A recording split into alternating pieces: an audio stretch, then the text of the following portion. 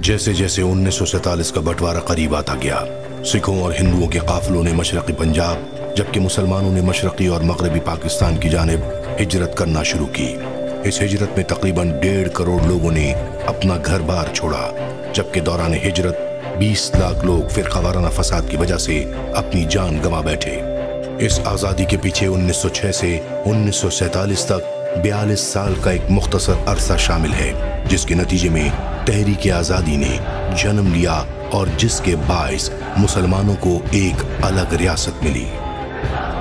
इन खुसूसी features में आपको all India Muslim league के क़याम से कायदे आज़म की रहनुमाई और सरबराही में आज़ाद पाकिस्तान के क़याम तक की तारीख़ी मालूमात और झलकियाँ दिखाई जाएंगी।